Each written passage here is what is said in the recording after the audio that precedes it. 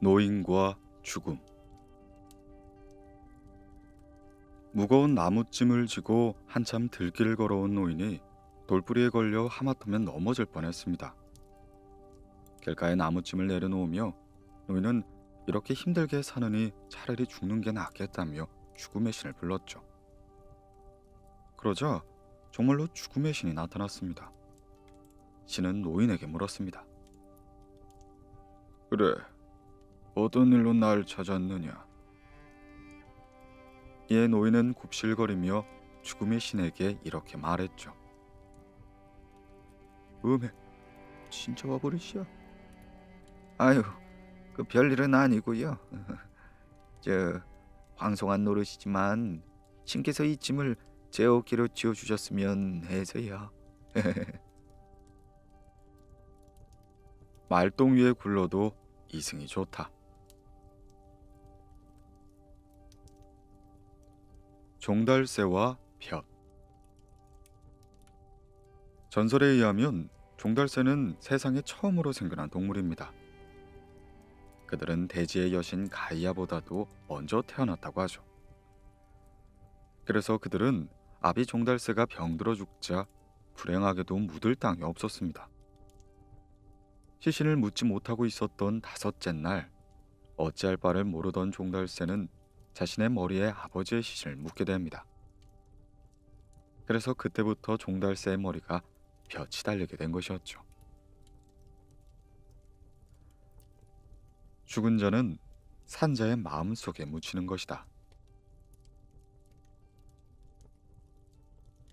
사랑.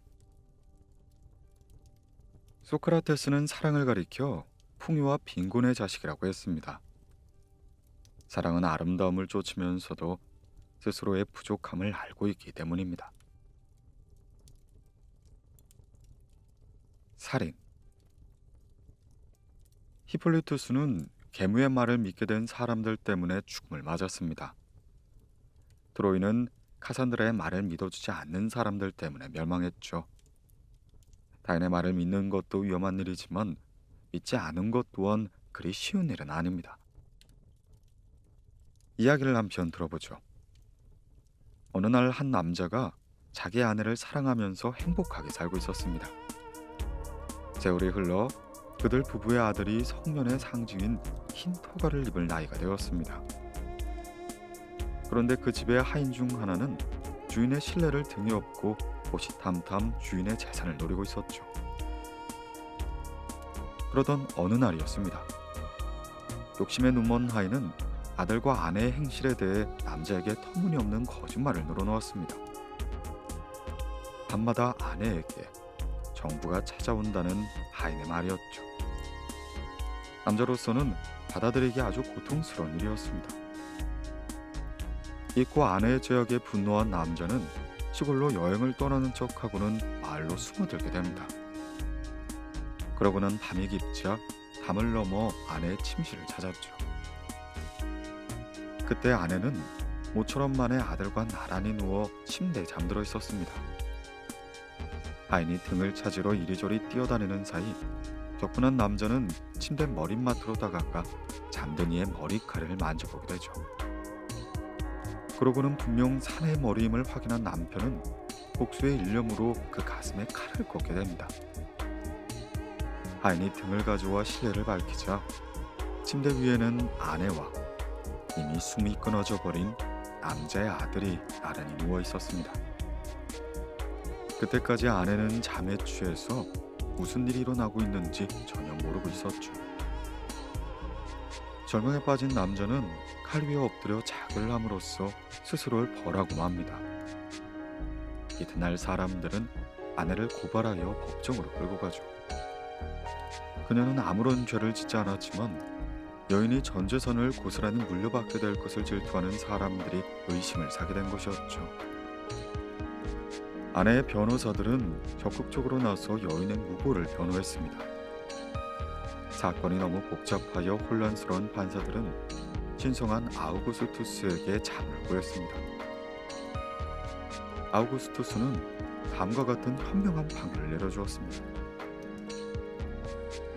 이 같은 사악한 음모를 꾸민 하인을 처단하라. 남편과 아들 잃은 저 여인은 처벌이 아닌 동정을 받아야 마땅하다. 만일 그녀의 남편이 하인의 무고를 조사하고 거짓을 가렸더라면 이런 끔찍한 재앙은 일어나지 않았을 것이다. 악한 사람의 혀 속에는 도끼가 들어있다.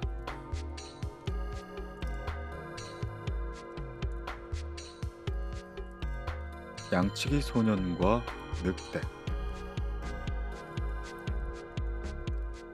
마을 뒷산에서 홀로 양을 지키고 있었던 양치기 소년이 거짓말로 소리쳤습니다. 늑대다. 도와주세요. 늑대가 나타났어요. 마을 사람들이 하던 일을 놓고 불이 나게 달려오자 양치기 소년은 자신의 거짓말에 속아 넘어간 그들을 보고 마냥 즐거워했죠. 그런 일이 있은 후로도 양치기 소년은 몇 번이나 늑대가 왔다고 소리쳤고 그때마다 사람들은 달려왔지만 모두 헛걸음을 치고 말았습니다. 그러던 어느 날 그의 앞에 진짜 늑대가 나타났습니다. 겁에 질린 양치기 소년은 다급하게 외쳤지만 그 아무도 거짓말쟁이를 도우러 오지 않았습니다. 겁날 것 없는 늑대들은 양을 물고 저 산속으로 사라지고 말았죠. 거짓말쟁이는 진실을 말해도 아무도 믿지 않는다.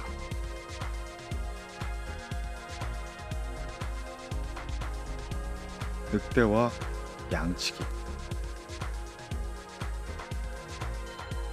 늑대 한 마리가 얌전하게 양떼를 따라다니고 있었습니다. 양치기는 처음엔 틈이 나면 양을 노릴 거라고 생각하고 주의를 기울였지만 시간이 지나도 늑대가 양을 해치려 들지 않자 늑대는 위험한 존재가 아닌 양을 지키는 보호자로 생각하기 시작한 거죠. 그러던 어느 날 성에 갈 일이 생긴 양치기는 자기가 없는 동안 양들을 늑대에게 맡겼습니다. 그러나 돌아와서 자기 양들이 전부 죽어 있는 걸 보게 된 양치기는 얼이 빠져 이렇게 말하였죠. 당연한 일이야. 세상에 어느 누가 양을 늑대에게 맡기겠어? 고양이에게 생선을 맡기랴.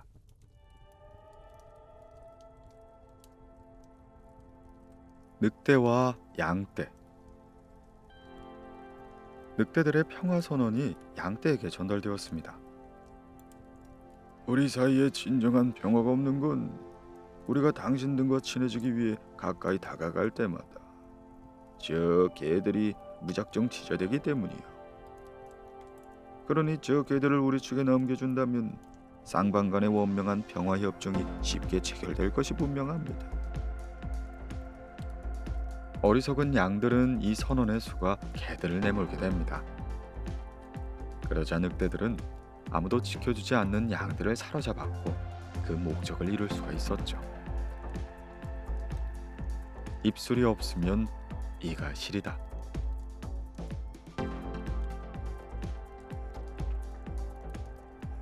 양치기와 푸주안.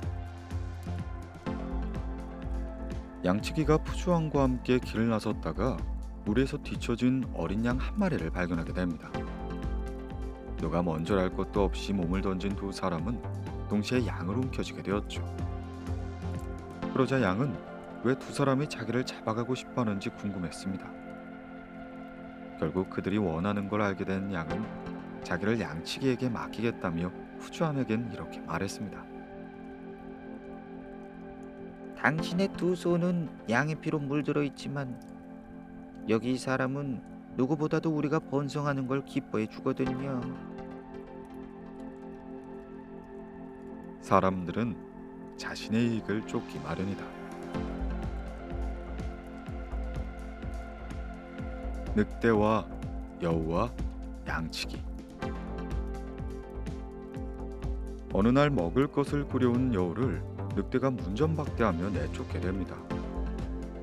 그러자 여우는 먹을 것을 가득 쌓아놓고도 자신을 홀대한 늑대에게 양심을 품게 되죠. 그에게 복수를 하기 위해 양치기를 찾아가 이렇게 말했습니다. 당신의 근심거리를 한 가지 덜어드릴까 하는데요. 얼마 전 댁에서 양을 약탈해간 늑대 은신처를 제가 알고 있거든요. 그 말에 양치기는 이렇게 말했습니다. 좋아, 알리만 준다면 네가 원하는 걸 모두 뚫어주도록 하지. 하지만 여우가 양치기를 늑대의 굴로 안내하자 양치기는 늑대에게 몽둥이를 휘둘러 그의 가죽을 벗겨내고 고자질한 여우는 나무에 목을 매달아 죽여버리게 됩니다. 다른 사람에게 해를 끼치면 자기에게도 해가 돌아온다. 늑대와 여우와 원숭이. 늑대가 도둑질난 여우를 고발했습니다. 그러나 여우는 죄를 짓지 않았다고 주장했죠. 재판을 맡게 된 원숭이는 다음과 같은 판결을 내렸습니다. 늑대야, 넌 내 물건이 도둑맞지 않았다고 생각하렴. 그리고 여우야, 아무리 아니라고 해도 네가 그 물건을 훔쳤다고 생각해. 거짓말 잘하는 사람의 말은 다 거짓말같이 들린다.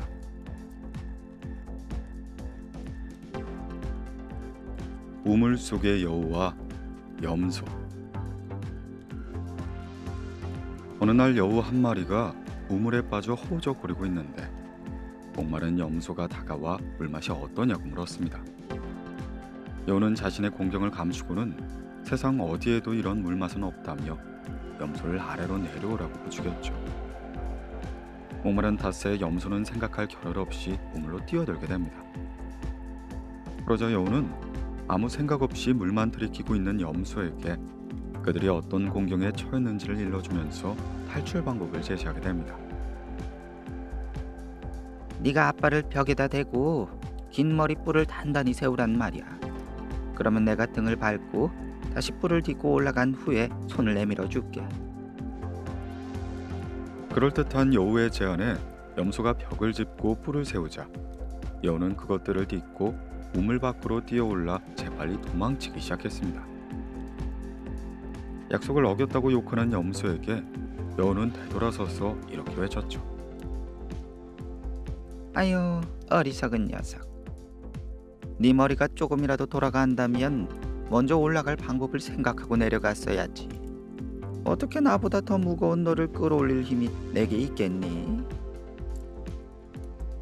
현명한 사람은 앞니를 예측하며 이를 꾀한다. 토끼와 여우. 토끼 한 마리가 여우에게 물었습니다. 여우님, 당신 보고 재주가 있다고 하는데 정확히 무슨 재주입니까? 그러자 여우가 대답했죠. 뭘 그깟 걸 가지고 재주라고 할 수 있겠니? 정 궁금하신다면 저녁 식사에 초대할 테니까 직접 와서 보면 되겠지 뭐. 그래서 토끼는 여우의 굴로 따라갔지만 여우의 저녁 식사거리가 되고 말았습니다. 토끼는 탄식하며 이렇게 말했습니다. 당신의 명성이 재주가 아니라 사기인 걸 모르고 목숨을 걸다니. 악명을 명성으로 오해할 수도 있다. 비둘기와 매. 어떤 매잡이가 자신이 기르는 비둘기를 미끼 삼아 그물을 쳤습니다. 함정인 줄 모르는 어린 매가 비둘기를 보고 달려들었다가 그만 그물에 걸려들고 말았죠. 붙잡힌 매는 그물을 조심하라고 일러주지 않은 비둘기에게 비난을 퍼붓기 시작합니다. 그러자 매잡이의 비둘기는 이렇게 말했죠. 하지만 어떡하겠어. 먼저 주인님의 소득을 돕는 게 하인으로서의 내 책무라고. 제비와 나이팅게일. 어느 날 제비가 나이팅게일에게 처마 밑에 집을 짓고 자기와 함께 오순도순 살지 않겠느냐 물었습니다. 그러나 나이팅게일은 제비의 제안을 딱 잘라 거절했죠. 호의는 고맙지만 그럴 순 없어. 그건 악몽이야. 인간들에게 붙잡혀 새장 속에 갇혀 살던 기억을 나는 곱씹고 싶지 않다고. 불행한 일이 일어난 곳은 피하고 싶어진다.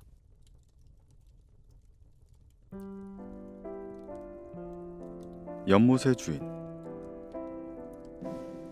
연못의 소유권을 놓고 개구리와 쥐가 치열한 싸움을 벌이게 됩니다. 적지 않은 희생을 치른 끝에야 개구리가 승리했지만 승자의 기쁨을 누리기도 전에 어공에서 솔기가 내려와 둘 다 물고 날아오르기 시작했죠. 야심이 화를 부른다. 개구리와 생쥐. 생쥐 한 마리가 불쌍하게도 심술사나운 개구리와 친구가 되었습니다.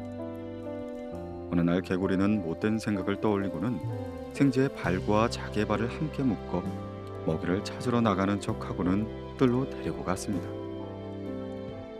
그리고는 조금씩 연못 가까이로 다가간 개구리는 생쥐를 끌고 물속으로 뛰어들게 되죠. 헤엄이라곤 칠 줄 모르는 생쥐는 목숨이 위태로울 지경이 되었지만 개구리는 아랑곳하지 않고 즐거워했습니다. 불쌍한 생쥐는 잔뜩 물을 들이키고 나서 죽게 되어 물 위로 떠오르게 됩니다. 그런데 물에 뜬 생쥐를 본 매가 재빨리 낚아채어 하늘로 떠올랐죠. 결국 함께 묶인 개구리도 딸려 올라가 매의 밥이 되고 만 것입니다. 배려하지 않는 친구와는 어울리지 말라. 우물 속의 두 마리 개구리. 어느 날 개구리 두 마리가 연못물이 말라버리자 새로 살 곳을 찾아 떠났습니다. 그들은 고생 끝에 물이 가득한 깊은 우물에 다다르게 되었죠. 저 아래로 내려가서 살자. 먹을 것과 마실 것이 풍족하잖아. 한 마리가 이렇게 말하면서 즉시 뛰어들려고 했습니다. 하지만 다른 개구리가 그를 제지하며 이렇게 말했습니다. 잠깐만 기다려봐. 만일 이 물도 말라버리면 저 깊은 곳에서 어떻게 빠져나오지? 뛰기 전에 자세히 살펴라. 개미와 비둘기. 개미 한 마리가 목이 말라 샘물을 찾아왔다가 그만 물에 빠지고 말았습니다. 이 광경을 본 비둘기는 개미를 구원하기 위해 가까운 가지에 나뭇잎 하나를 물어뜯어 물 위에 떨어뜨려 주었죠. 개미는 그 나뭇잎을 타고 올라와 목숨을 건질 수가 있었습니다. 그런 얼마 뒤 사냥꾼이 그물을 들고 비둘기를 노리는 것을 목격한 개미는 위기임을 눈치채고 사냥꾼의 발등을 꽉 깨물게 됩니다. 깜짝 놀란 사냥꾼이 허리를 굽어 발등을 쓰다듬고 있는 사이 비둘기는 자신을 노리는 사냥꾼임을 알아채고는 다급히 날아가 버렸죠. 많이 베풀면 받는 것도 많아진다. 비둘기와 그립. 한 목이 마른 비둘기가 벽에 그려진 물병을 보았습니다. 진짜 물병인 줄로 착각한 비둘기는 힘차게 날았다가 부딪혀 날개가 부러지게 되었죠. 지나가는 사람에게 붙들린 비둘기는 탄식하며 이렇게 말했습니다. 아무리 급해도 잘 살폈어야 하는 건데 말이야. 급히 서둘러 일을 하면 실패하고 만다. 까마귀와 물병. 목마른 까마귀 한 마리가 물을 찾아 헤매다 마침내 누군가 놓아둔 물병 하나를 발견하게 됩니다.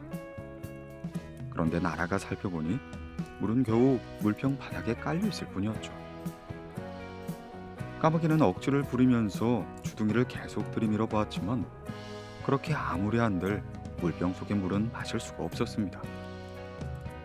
그렇게 마침내 꾀를 내어 돌멩이들을 물어와 물병 속에 차곡차곡 떨어뜨리고 나자 그 부피만큼 물이 차올라 까마귀는 물을 마실 수가 있게 되었죠.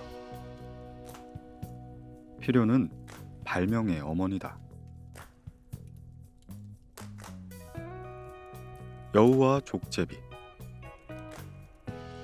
굶주린 여우 한 마리가 참나무 둥치에 벌어진 틈바구니에서 고기 한 덩어리를 발견했습니다. 여우는 안간힘을 다해 그 좁은 틈바구니를 비집고 들어가 어느 양치기들이 먹다 숨겨놓고 간 그 고기 덩어리를 한꺼번에 먹어치웠죠.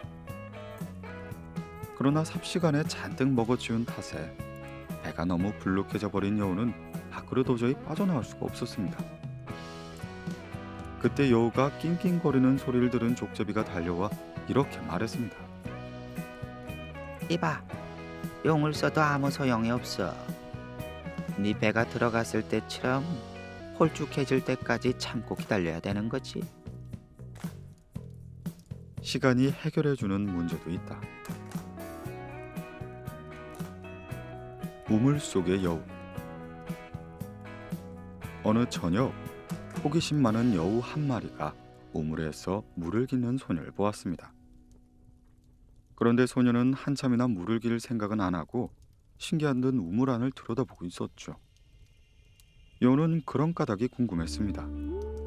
소녀가 어서 그곳에서 비켜주길 기다렸죠. 이윽고 물을 기른 소녀가 집으로 돌아가자 여우는 다가가 우물 안을 들여다보았습니다. 그곳에는 큼직하고 먹음직스러운 둥근 치즈 하나가 떠 있었습니다. 성급히 두레박줄을 타고 내려간 여우가 그 치즈를 잡으려고 보니 그건 치즈가 아닌 물에 비친 달의 모습이었습니다. 때마침 그곳을 지나가던 또 다른 여우가 우물 안을 들여다보며 이렇게 물었습니다.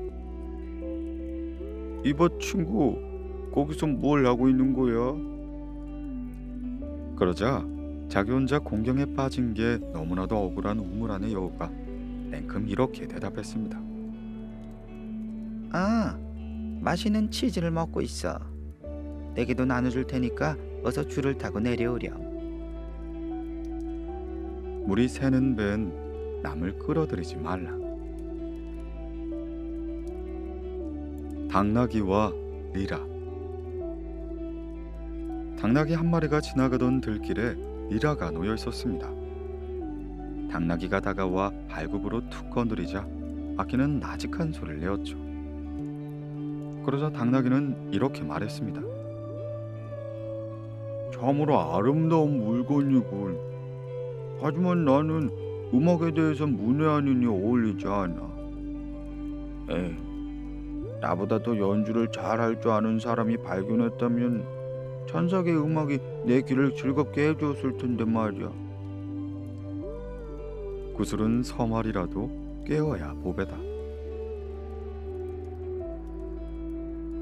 집으로 돌아온 음악가.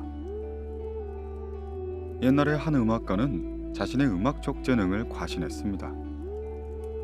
그 음악가는 두터운 벽으로 둘러싸인 방에서 리라 연주에 몰입을 했고 실내 가득 쩡쩡 울리는 그 공명 속으로 점점 빠져들고 있었죠.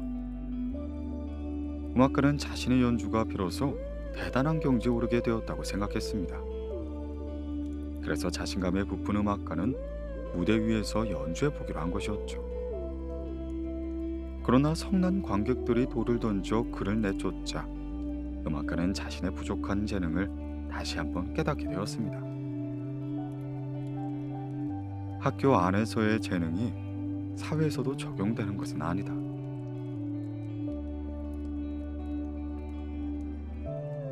포도주 항아리. 나이든 한 여인이 빈 항아리를 열고 냄새를 맡았습니다.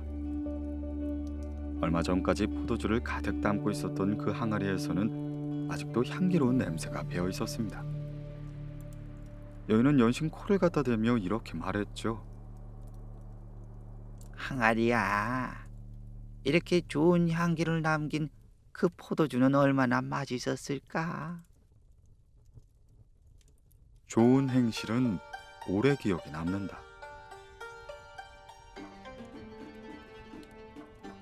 아가씨와 우유 항아리.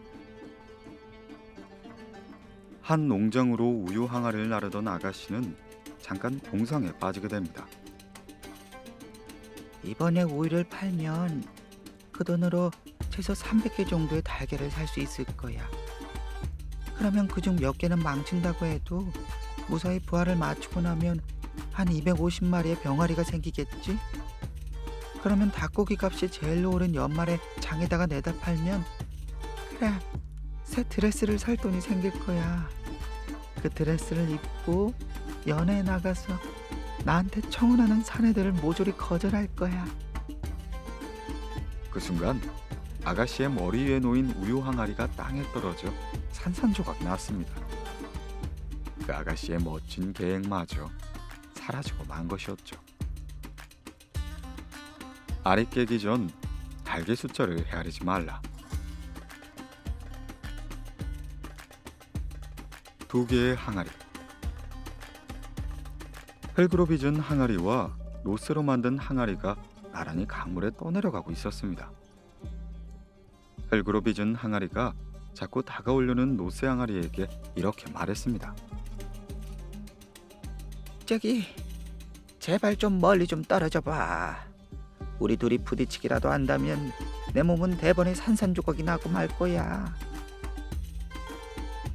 비슷한 친구가 가장 좋은 친구이다. 달팽이와 거울. 거울을 발견한 달팽이 한 마리가 그 반짝거림 때문에 사랑에 빠지게 됩니다. 그래서 달팽이는 거울 표면 위로 올라가 연인의 얼굴을 간지리듯 핥아대기 시작했죠. 하지만 더럽고 끈끈한 점액만이 남겨놓았을 뿐이었습니다. 얼마 후 달팽이가 더럽힌 거울을 발견한 원숭이는 이렇게 말했습니다.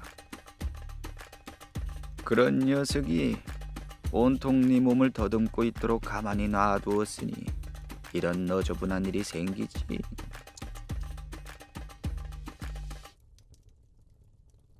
개와 그림자. 고깃덩어리를 훔쳐본 개 한 마리가 개울을 건너가고 있었습니다. 개울물에 비춰진 자신의 모습을 바라본 개는 거기에 자기가 문 고깃덩어리보다 더 큰 고기를 물고 있는 다른 개가 있다고 생각했습니다. 개울물에 비친 다른 개의 고깃덩어리를 빼앗으려고 입을 크게 벌려 컹컹 짖기 시작했죠. 그 순간 개가 물고 있었던 고깃덩어리가 그만 개울물 속으로 떨어져 버리고 말았습니다. 그러자 개울물 속의 개 또한 이제는 고깃덩어리를 물고 있는 모습이 아니었죠. 탐욕을 부리면 가진 것도 잃게 된다. 개와 보물. 개 한 마리가 흙무덤을 파헤치다가 보물을 발견하게 됩니다. 개는 단지 뼈다귀 하나를 얻기 위해 땅을 파헤친 것이었지만 그 무덤 주인은 망자를 모독한 죄값으로 개가 보물에 대한 욕망에서 한순간도 벗어나지 못하도록 하는 징벌을 내리게 되었죠. 그래서 개는 꼼짝없이 보물을 지키는 동안 음식에 대해 생각을 못하고 있다가 결국 그 자리에서 굶어 죽고 말았습니다. 그러자 하늘에서 그것을 본 독수리가 이렇게 말했죠. 죽어도 싸지. 비루한 개가 갑자기 부자가 되고 싶어 했으니까. 갑자기 찾아온 행운은 도리어 화를 부른다.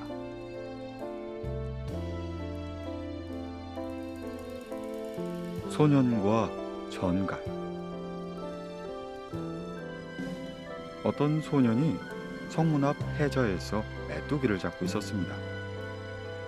한 바구니 가득 메뚜기를 잡았을 때 소년 앞에 정갈 한 마리가 나타났죠.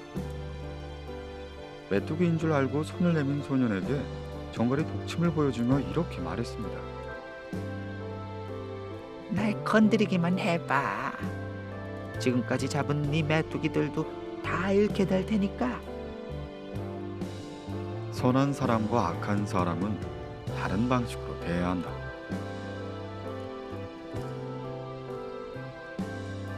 농부와 독사. 집으로 돌아가던 한 농부가 추위에 얼어 죽어가는 독사를 발견했습니다. 농부는 동정심을 베풀어 꽁꽁 언 독사를 거두어 자신의 품 안에 품었죠. 그러나 농부의 따뜻한 부엌에서 기운을 차린 독사는 이전의 본능이 되살아나 그만 농부의 아들을 물어버리고 말았습니다. 크게 분노한 농부가 독사를 내쫓으면서 말했죠. 내 누구를 탓하겠는가? 불안당을 동정했으니. 배은망덕한 사람은 은혜를 원수로 갚는다. 고슴도치와 독사. 가시투성이 고슴도치는 독사굴에 다가가 잠시 쉬어가길 정했습니다. 흔치 않는 나그네의 방문에 독사는 기꺼이 승낙하고는 고슴도치를 안으로 들여보냈죠. 그런데 막상 몇 시간이 지나지 않아 등에 돋은 가시에 찔려 불편해지자 독사는 고슴도치에게 나가주길 부탁했습니다. 그러자 고슴도치는 잔뜩 가시를 돋우며 이렇게 말하였습니다. 드릴 때는 언제고 이제 어서 나가달라니. 인심이 참 야박하구만 그래. 정 그렇게 불편하시다면야 댁이 나가는 건 어떠시오? 굴러온 돌이 박힌 돌을 뺀다. 뱀과 아폴로신. 사람들에게 밟혀 상처투성이가 된 뱀이 아폴로신을 찾아가 자신의 억울한 사정을 호소했습니다. 그러자 아폴로신은 이렇게 말해주었죠. 널 처음 밟은 사람을 물어 죽였더라면 아무도 너를 밟으려고 하지 않았을 것이다. 뱀과 개. 뱀과 개가 친구가 되어 함께 살고 있었습니다. 개는 친구로서 고든 성격을 지니고 거듭 충고해줬지만 뱀은 반복되는 개의 조언을 듣지 않았습니다. 그러자 주시하고 있었던 개는 뱀이 잠이 든 동안 자신의 집게발로 뱀을 눌러 죽여버렸죠. 죽어가는 뱀이 몸을 곧게 뻗자 개가 이렇게 말했습니다. 처음부터 이렇게 god았으면 꼬인 성질 때문에 벌 주진 않았을 거야.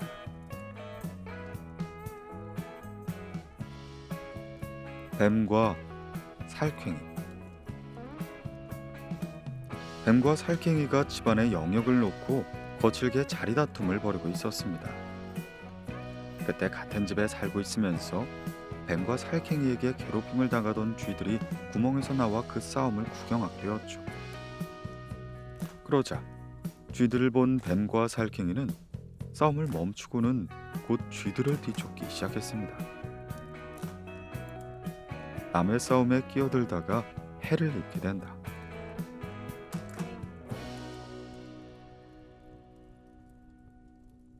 제우스 신과 뱀. 제우스 신이 결혼하게 되자 모든 동물들이 형편에 맞는 선물을 가져와서 축하하게 됩니다. 그들 중 뱀은 입에 한 송이의 장미를 물고 끼어왔죠. 제우스 신은 뱀을 보자 이렇게 말했습니다. 다른 동물들은 발로 선물을 가져왔어도 다 받았지만 네 입으로부터는 아무것도 받지 않겠어. 독이 든 입이니까 말이야. 사악한 사람은 선한 일을 해도 두려워하게 된다. 암돼지와 개. 암돼지와 개가 서로 욕설을 퍼부으며 사납게 다투고 있었습니다. 암돼지가 먼저 자기 이빨로 개를 갈기갈기 조각내버리겠다고 비너스 여심의 이름을 걸고 맹세하자 개는 이를 비꼬며 대꾸했습니다.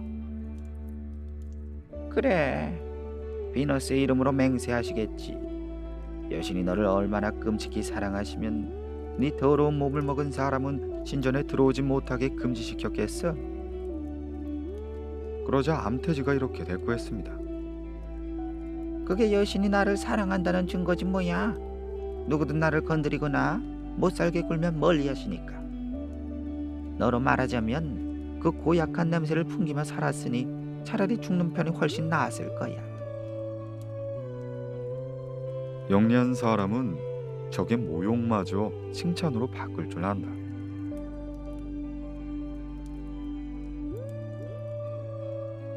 조난자와 바다. 한 조난자가 해안으로 떠밀려 와서 겨우 정신을 차리고 깨어났습니다. 그 조난자는 바다를 바라보며 고요한 척 유혹하고서는 걷잡을 수 없이 난폭해진다고 미안을 했죠.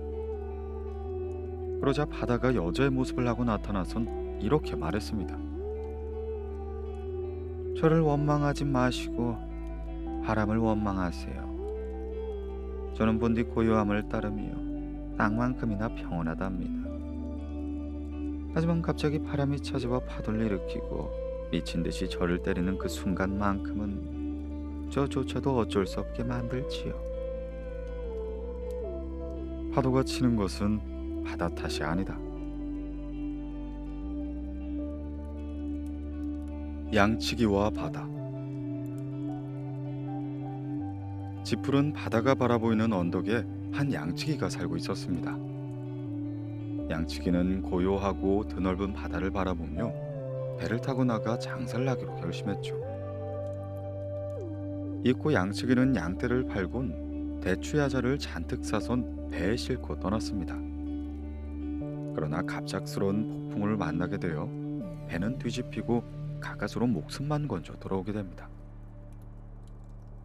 그런 일이 있은 얼마 후 한 사람이 바닷가를 바라보며 감탄하자 양치기는 그 사람에게 말했습니다.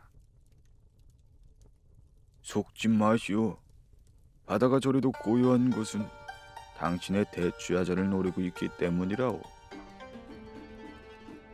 물은 건너봐야 알고 사람은 지내봐야 한다. 허풍 떠는 나그네. 먼 길에서 돌아온 한 나그네가 있었습니다. 나그네는 자신의 여행지에서 벌였던 크고 놀라운 사건들을 열거하면서 거리를 누비고 있었죠. 그가 한 번은 로드로 섬에서 아무도 흉내내지 못할 정도로 멀리 뛰기를 했다면서 자신의 그 이야기를 뒷받침할 증인도 있다고 하자 구경꾼 하나가 나서서 그에게 말했습니다. 좋소. 만일 그게 사실이라면 여기가 로도스 섬이라고 치고 한번 뛰어보시오. 말하기는 쉬워도 행동하기 어렵다.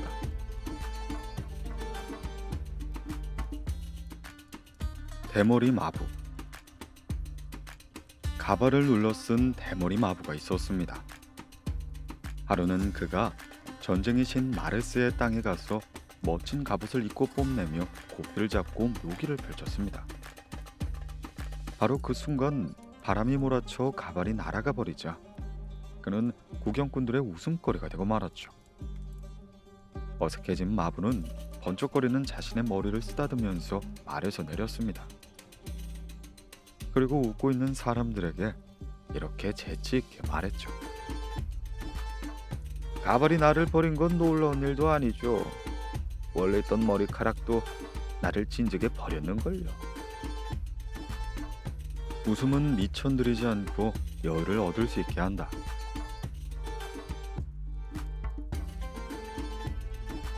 돌고래와 참다랑어. 참다랑어 한 마리가 돌고래에게 쫓겨 물살을 가르며 도망치고 있었습니다. 돌고래가 막 참다랑어를 잡으려고 하는 순간 참다랑어는 거의 필사적으로 나뭇잎을 쏟아 해변가 모래밭 위로 몸을 던졌습니다. 참다랑어를 따라 돌고래 역시 물 위로 솟구쳐 오르다가 그와 똑같은 운명이 되고 말았죠. 그러자 죽음을 앞둔 참다랑어가 숨을 헐떡거리며 돌고래에게 말했습니다. 이제 난 더 이상 죽음이 두렵지 않아. 나를 이 지경으로 만든 내 녀석과 같은 운명을 맞이하게 됐으니까. 돌고래와 사자. 바닷가를 어슬렁거리던 사자가 수면 위에 고개를 내민 돌고래를 보게 되었습니다. 사자는 돌고래에게 친구가 되어보지 않겠느냐고 말했죠. 당신은 바다의 통치자요. 나는 무태 왕이니 우리는 참 잘 어울리는 사이가 될 것 같소. 그런 우리가 뜻을 같이하여 서로 돕고 살아간다면 아마 더 나은 세상이 되지 않겠소. 그러자 돌고래는 그 제안을 기꺼이 받아들였습니다. 얼마 후 사자는 적대 관계로 변해버린 황소와 싸우다가 돌고래에게 도움을 요청했죠. 돌고래는 사자를 돕고 싶었지만 무트로 오를 수 없어서 도움을 주지 못했습니다. 사자가 그런 돌고래에게 배신자라고 비난을 퍼붓자 돌고래가 이렇게 대답했습니다. 친구야, 나를 유혹하지 말게. 바다를 다스릴 힘은 주었지만 무트에서는 힘을 못쓰게 만든 조물주를 탓하시게나. 어려울 때 도와줄 수 있는 친구를 사귀어라.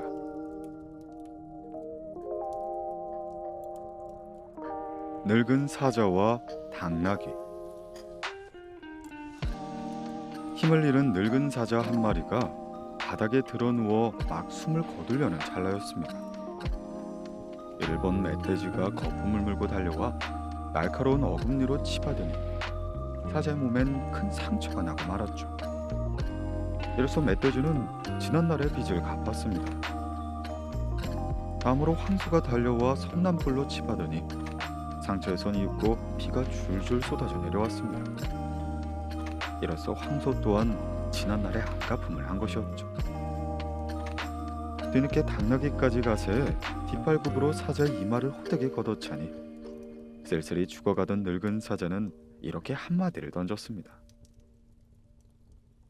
강한 동물들에게 당한 모욕은 견딜만 했지만 당나귀 네 녀석의 발길질은 나를 2번 죽게 만드는구나.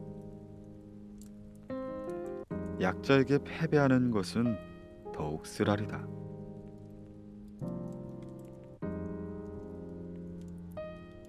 토끼와 제비. 한 마리의 토끼가 독수리에게 붙잡혀 억울한 눈물을 흘렸습니다. 그런 토끼를 놀리며 제비는 말하였죠. 빠르기로 유명한 놈이 어쩌다 그렇게 된 거야? 그런 명성도 다 헛것이구만 그래. 그런 제비를 매가 달려들어 낚아챘습니다. 매는 울부짖으며 반항하는 제비의 목을 졸랐고 반쯤 죽어가고 있었던 토끼는 되려 이렇게 말했습니다. 덕분에 죽는 게 덜 억울해졌구먼. 방금 전남의 불행을 즐기는 기분이 어떤 것인가를 내 새롭게 알게 되었으니까. 뱉은 말은 주워 담지 못한다. 말과 당나귀. 옛날 어떤 몰입꾼이 말과 당나귀에게 짐을 지우고 길을 떠나게 됩니다. 경주를 걸을 때는 그나마 견딜만 했지만 비탈길로 오르게 되자 힘에 겨워진 당나귀는 말에게 자기의 짐을 조금만 덜어가 달라고 부탁했죠. 하지만 말은 당나귀의 부탁을 냉정하게 거절했습니다. 급기야 당나귀는 얼마 가지 못하여 쓰러져 죽고야 말았습니다. 하는 수 없이 몰입꾼은 당나귀의 짐과 죽은 당나귀의 가죽까지 모두 벗겨 말에게 치고 가게 했습니다. 그러자 말은 한숨을 지으며 이렇게 중얼거렸죠. 아이고 무거라. 아이고 정말. 진작에 당나귀가 도움을 청할 때 들어주었으면 이렇게 토맞지 않아도 되었을 것을. 공경에 빠진 사람을 도와주지 않는 사람은 같은 공경에 빠질 수 있다. 당나귀와 황소. 살림이 공색한 농부가 황소 한 마리를 기르고 있었습니다. 어느덧 봄이 돌아와 농부는 자신의 밭을 갈아야 했죠. 그래서 가난한 농부는 하는 수 없이 황소와 당나귀를 함께 멍에 씌워 밭을 갈기 시작합니다. 이를 모두 마친 농부가 멍에를 벗기려고 하자 지쳐 헐떡이던 당나귀가 황소에게 물었습니다. 아이 참. 누가 주인님의 쟁기를 등에 지고 가게 될까? 그러자 황소가 대답했더랬죠. 고야, 늘 짐을 지고 가는 네 녀석이지. 같은 일을 하고서도 같은 결과를 얻는 것은 아니다.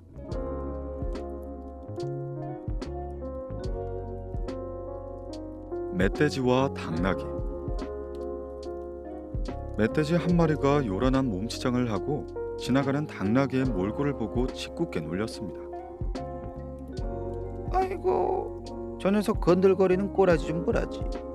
겨우 풍성기나 뜯어먹고 사는 주제에 뭔 저렇도록 요란한 차림새란 말이야. 그러자 그 말을 들은 당나귀가 잠시 걸음을 멈추고 이렇게 대꾸했습니다. 그 참 대단한 염려가 아닐 수가 없군. 날마다 무의도식하며 빈둥거리다가 살이 피둥피둥 찔 때쯤 고작 사냥개들에게 쫓겨 잡아먹히고 마는 당신의 처량한 신세나 걱정하라고들.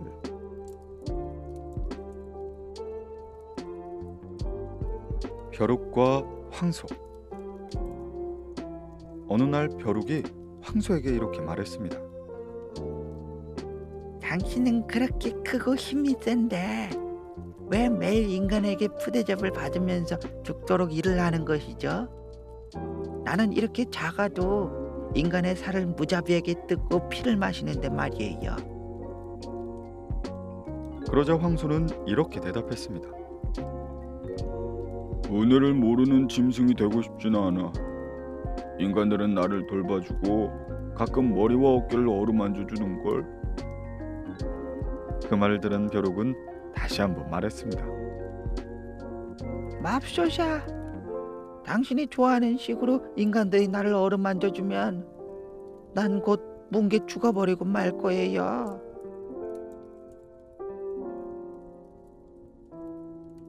환자와 그의 아내. 어떤 가난한 남자가 심한 병에 걸려 죽음을 앞두게 되었습니다. 도저히 살아갈 가망이 없다는 의사의 진단을 받은 후 남자는 마지막으로 신에게 매달려 이렇게 애원했죠. 위대하고 전능한 신이시여, 저의 건강만 되찾게 해주신다면 당신께 소 100마리를 바치겠나이다. 그러자 그의 아내가 물었습니다. 그런데 병이 나으면 어디서 소 100마리가 나온답니까? 그 말을 듣고 남자가 대답했습니다. 에이, 두고 봐.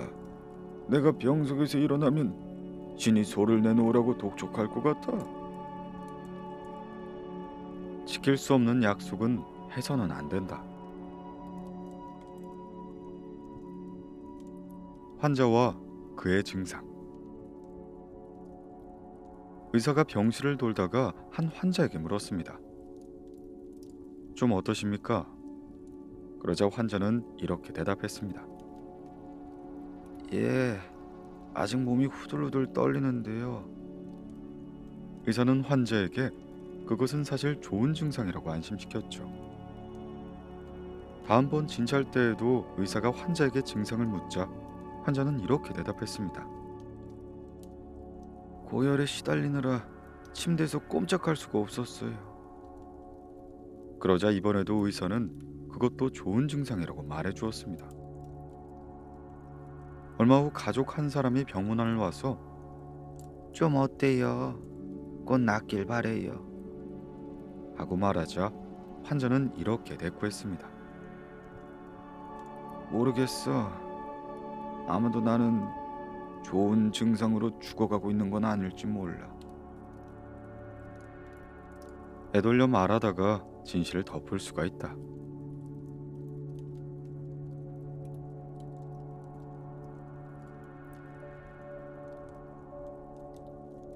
점쟁이와 도둑. 이름이 알려진 한 점쟁이가 시장에 앉아 고객의 앞날을 예언해주고 있었다. 그때 어떤 사람이 점쟁이에게 다가와서 누가 당신의 집 대문을 억지로 열고 들어가 안에 있는 것들을 몽땅 털어갔다고 말했다. 깜짝 놀란 점쟁이는 벌떡 일어나 집으로 허겁지겁 달려갔다. 그러자 그 사람이 이렇게 말했다. 다른 사람들에게 닥칠 일은 미리 알 수 있다면서 자기에게 닥칠 일은 전혀 모르는구만. 자기 일도 제대로 못하면서 남의 일에 참견하지 말라. 점쟁이와 여인. 한 여인이 점쟁이에게 자신의 어린 아들이 까마귀 때문에 죽게 된다는 예언을 들었다. 겁에 질린 여인은 곧바로 커다란 궤를 만들어 까마귀가 결코 해치지 못하도록 아들을 그 안에 넣어두었다. 그리고 일정한 시간에만 조심스레 궤의 문을 열고 아들이 먹을 수 있을 양만큼 음식을 넣어주었다. 그러던 어느 날 여인이 음식을 넣어주기 위해 궤의 문을 열자 무심코 고개를 내밀게 된 아들의 머리 위로 문짝에 달린 갈고리가 떨어져 아들은 죽고야 말았다. 운명은 실패한 자들이 만들어내는 구실에 불과하다. 말과 방앗간 주인. 나이든 말 한 마리가 전쟁터에 나가는 대신 방앗간 연자매를 돌리게 되었다. 전쟁이 가져다줄 영광을 빼앗긴 말은 현재 삶을 슬퍼하며 과거 일을 그리워했다. 주인님, 전쟁터에선 말이지요. 온몸에 치장을 나고 거기다 시중까지 들어주는 사람도 있었는데요. 어떻게 지금처럼 연자매나 돌리는 신세가 되었는지 모르겠어요. 그러자 방앗간 주인이 이렇게 말했다. 제발 이제 좀 조용히 해다오. 네 과거에 대한 집착에 나도 그만 질렸어. 인생은 좋을 때가 있고 나쁠 때도 있는 거야. 황소와 동부래기. 주인의 손에 이끌려 길을 나섰던 동부래기 한 마리가 밭일을 하고 있는 황소를 만났다. 동부래기는 무거운 쟁기를 끌며 밭일에 시달리고 있는 황소를 보며 치근하다는 생각이 들었다. 저런 참 불쌍하기도 하지. 저렇게 죽도록 고역에 시달려야 하다니. 황소는 묵묵히 쟁기를 끌며 바디랑을 뒤엎고 있었지만 동부래기는 주인의 손에 이끌려 신의 제단을 향해 나아갔다.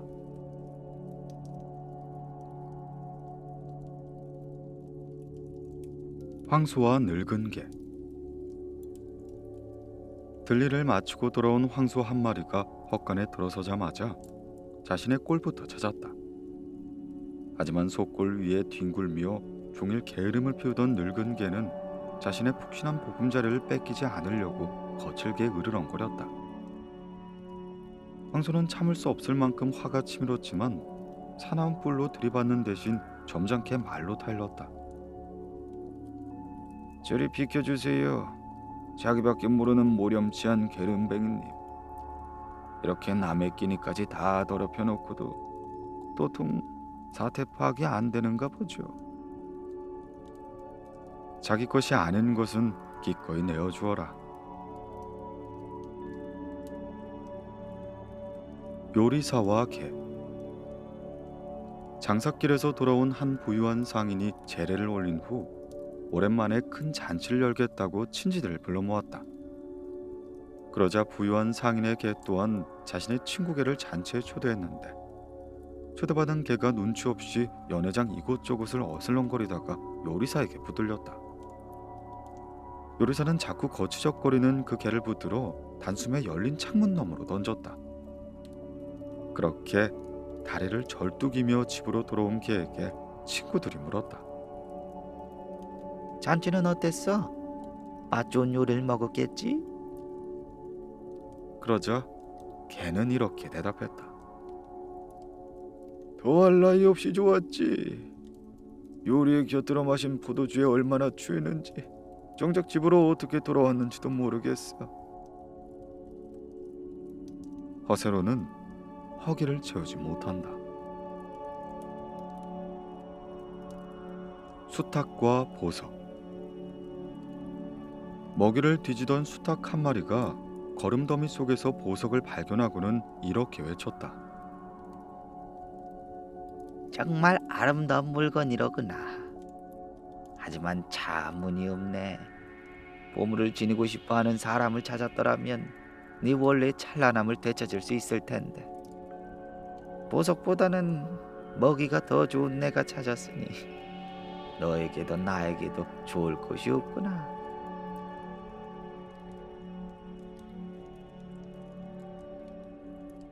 수탉과 도둑. 도둑들이 어느 집 담을 뛰어넘었다. 그러나 집안에 훔쳐갈 만한 물건이라곤 수탉 한 마리밖에 없었다. 아쉽지만 도둑들은 수탉을 움켜쥐고는 주랭랑을 놓았다. 그러자 도둑들에게 목숨을 맡기게 된 수탉이 이렇게 말하였다. 제 쓸모를 생각해서라도 놓아주세요. 저 아니면 누가 새벽에 일하러 나가라고 깨워주겠어요? 그러나 도둑들은 입을 모아 말했다. 그래, 그건 네가 제거돼야 하는 이유도 되지. 너는 우리 일을 가로막은 첫 번째 가는 해방꾼이니까 말이야.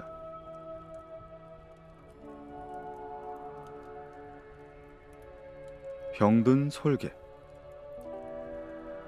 병에 걸린 솔개 한 마리가 몇 달 동안을 꼼짝 못하고 누워 지냈다. 날기미가 보이지 않자 솔개는 어미 솔개를 불러 모든 신전을 돌아다니면서 자신의 회복을 기원해달라고 부탁했다. 그러나 어미 솔개는 이렇게 단식했다. 그런다고 될 것 같지 않구나. 네가 모든 신전을 짓밟고 재단을 더럽히고 재물을 약탈해 왔는데 과연 어떤 신이 너의 기도를 들어주겠니? 박쥐와 꾀꼬리. 새장 속의 꾀꼬리 한 마리가 이상하게도 밤에만 노래를 불렀다. 그 이유가 궁금했던 박쥐는 창가로 다가가 물었다. 저기 매번 궁금했는데 너는 왜 밤에만 노래를 부르고 낮에는 조용한 거니? 그러자 꾀꼬리가 대답했다. 그건 낮에 노래를 부르고 있다가 잡혔기 때문이야. 그래서 밤에만 노래를 부르겠다고 맹세를 했지. 이 말을 들은 박쥐가 말했다. 하지만 이제는 소용이 없잖아. 이미 잡혀왔는데. 잡히기 전에 조심했었어야지.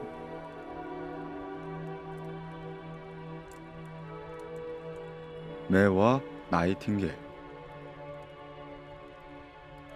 참나무에 올라앉아 노래를 부르고 있었던 나이팅게일이 매의 눈에 띄었다.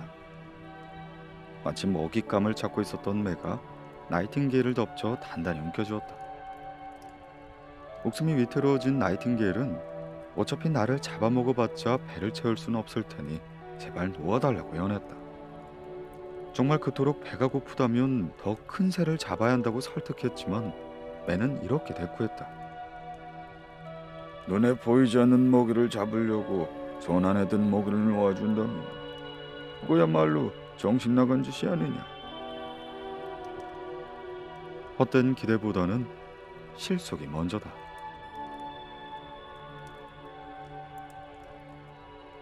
거위와 백조. 한 부유한 사람이 거위와 백조를 기르고 있었다. 거위에게서는 맛있는 고기를 얻고 백조에게서는 아름다운 노래를 듣기 위해서였다. 그런 것을 잘 알고 있는 거위는 주인이 자기를 잡으러 오는 날 밤 아무도 모르게 백조와 자리를 바꿔버렸다. 그런 사실을 모르는 주인은 거위의 자리에서 백조를 잡아들고 이내 죽이러 갔다. 백조는 자기에게 죽음이 다가오자 본능적으로 노래를 불러 주인의 실수를 일깨워주고 가까스로 위기에서 빠져나올 수 있었다. 최선을 다하면 결과도 바뀔 수 있다.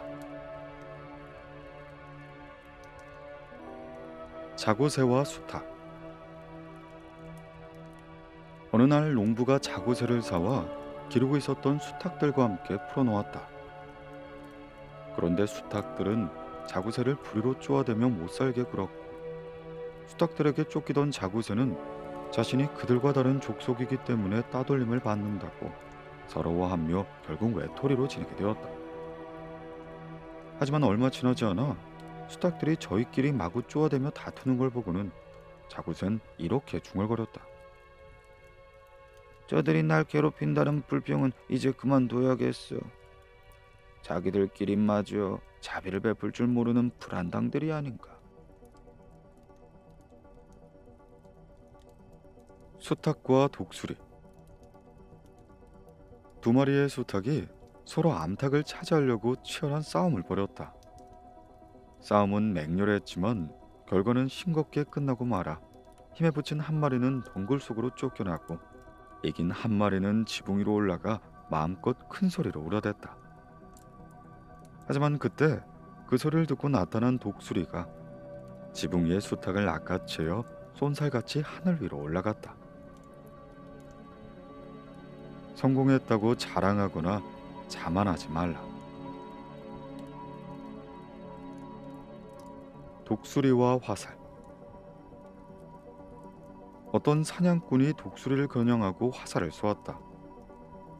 사냥꾼이 자신을 겨누고 있는 걸 알지 못했던 독수리는 나란 화살을 맞고 말았다. 화살은 정확하게 독수리의 심장에 적중했다. 그런데 정신을 차리고 독수리가 고개를 돌려보니 그 화살대는 분명 독수리의 깃털로 된 것이었다.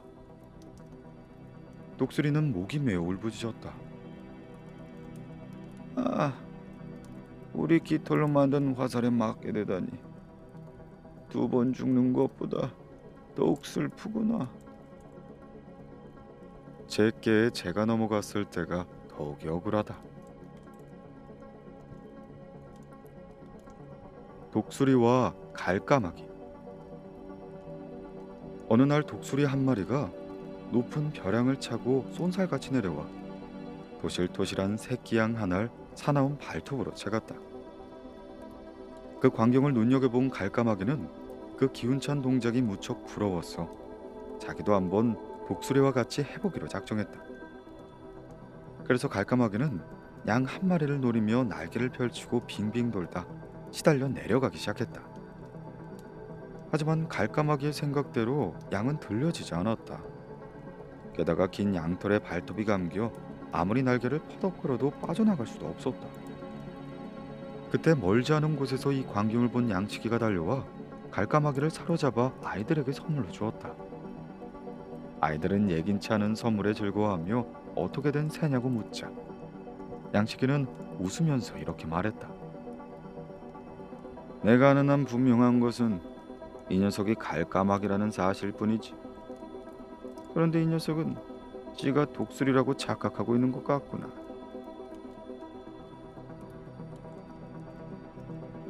거북이와 독수리. 거북이 한 마리가 독수리에게 자기도 하늘을 날 수 있도록 비행수를 가르쳐달라고 애원했다. 아연한 독수리는 거북이에게 본래 날 수 없게 태어났으니 그만 단념하라고 달렀다. 하지만 그래도 거북이는 잠깐이라도 좋으니까 한 번만 날게 해달라고 졸랐다. 거듭 그렇게만 해준다면 거북은 바다에서 나는 생물은 뭐든 바치겠다고 약속했다. 독수리는 하는 수 없이 거북이를 움켜쥐고 하늘 높이 날아올라 하나 둘 셋 하고 난 다음 구름 위로 떨궈주게 되었다. 아주 짧은 순간 거북이는 구름 속을 헤치는 기쁨을 맛보았지만 곧이어 떨어져 내려 산산조각 나고 말았다. 독수리와 까마귀. 독수리 한 마리가 거북이를 낚아채 솟아올랐지만 딱딱한 껍질 때문에 아무것도 얻을 수가 없었다. 그 광경을 숨어서 지켜보던 까마귀가 독수리에게 이렇게 말했다. 굉장한 전리품을 발견했네. 근데 그걸 취할 방법을 모르면 그 무게에 네 힘만 빠지고 말 거야. 하는 수 없이 독수리는 까마귀에게 분배를 약속하고는 그 방법을 물었다. 간단해. 저 바위산 아래로 떨어뜨리기만 하면 되는 거지. 그렇게 해서 독수리와 까마귀는 거북이를 나눠 먹을 수 있었다. 힘을 모으면 문제를 해결할 수가 있다. 사자와 말. 병든 사자 한 마리가 더 이상 사냥을 하지 못하게 되자 꾀를 내게 되었다. 사자는 의사로 변장을 하고 동물들을 치료해주겠다고 소문을 내어 찾아온 동물들을 하나씩 잡아먹었다. 그런 사실을 눈치챈 말은 뒷발에 가시가 박힌 척하고는 사자를 찾아가 치료를 부탁했다.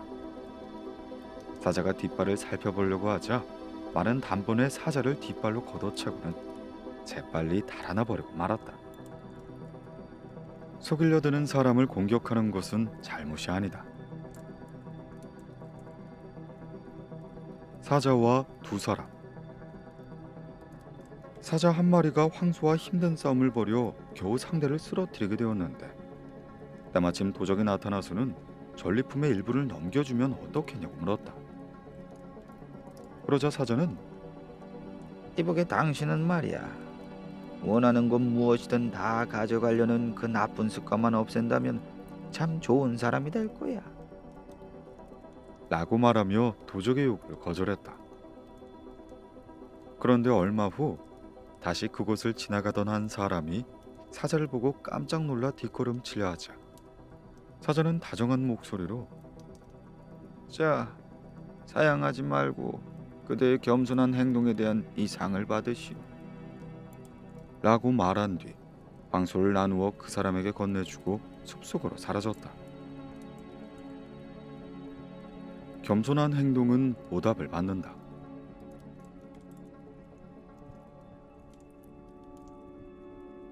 사자와 생쥐. 생쥐 한 마리가 우거진 숲을 속을 들락거리다가 잠들어 있는 사자의 발등을 건드렸다. 그러자 잠에서 깬 사자는 앞발로 생쥐를 잡아채고 말았다. 생쥐는 사자에게 해를 끼치려고 한 것은 아니라고 하며 용서를 구했다. 사자는 그런 작은 동물을 죽이는 것은 자신의 체면이 상하는 일이라고 생각하고 이내 생쥐를 놓아주게 되었다. 그러자 생쥐는 자리를 뜨며 이렇게 말했다. 이 은혜는 잊지 않고 갚아드리겠어요. 그러던 얼마 후 사자는 사냥꾼의 그물에 걸려 빠져나오지 못하고 발버둥치게 되었다. 그때 생쥐가 멀리서 달려와 이를 그물로 잘라내어 사자를 구해주게 되었다. 그러면서 생쥐는 사자에게 말했다. 당신은 그때 내 도움이 가소롭다고 생각하며 비웃었죠. 하지만 이제 아시겠습니까? 이 생쥐도 은혜를 갚을 수 있다는 사실을요. 사자와 염소. 사자 한 마리가 무섭게 성질을 부리자 멀찍이 지켜보고 있었던 염소가 이렇게 말했다. 큰일 났네. 사자가 화가 났으니 아무도 못 말리겠네. 성질을 부리지 않을 때도 무서웠는데 말이야.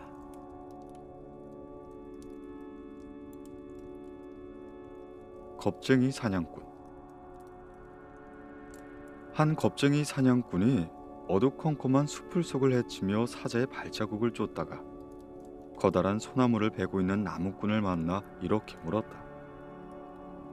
혹시 사자의 발자국을 못 보셨습니까? 그러자 나무꾼이 대답했다.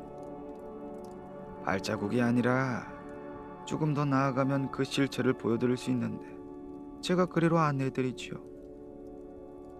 그러자 사냥꾼은 얼굴이 하얗게 질려버리고는 이렇게 대답했다. 아니, 됐어요.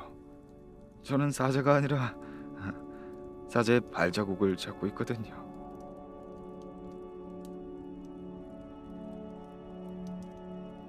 겁쟁이와 갈까마귀. 한 겁쟁이 남자가 전쟁터에 나갔다. 그런데 갑자기 갈까마귀 몇 마리가 나타나 자기를 보고 깍깍 울어대자 남자는 엉겹결에 무기를 내던지고 바닥에 엎드려 꼼짝도 하지 못했다.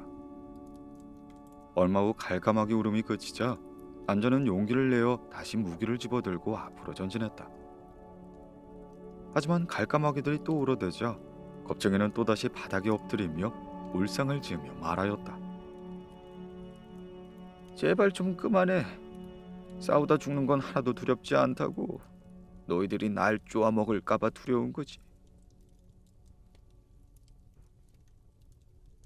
개와 악어들.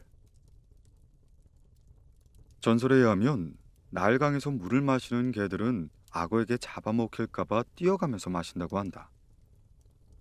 어떤 개 한 마리가 뛰어가면서 강물을 마시자 악어가 이렇게 말했다. 쟤는 마시고 싶은 만큼 천천히 마셔. 겁내지 말고. 그러자 걔는 악어에게 말하였다. 네가 나를 잡아먹고 싶어 한다는 걸 몰랐다면 아마 나도 그렇게 할 거야. 아는 상대에게 당하지 않는다. 두 병사와 도둑. 두 명의 병사가 도적들과 마주치게 되었다. 한 명은 뒤도 돌아보지 않고 도망을 쳤지만 다른 하나는 그 자리에 있는 힘을 다해 방어를 했다. 도적들이 물러나자 도망갔던 병사는 달려와서 칼을 빼어들며 이렇게 말하였다. 내가 상대해주지. 어디서 감히 우리에게 대드는 거야? 그러자 다른 병사가 말했다.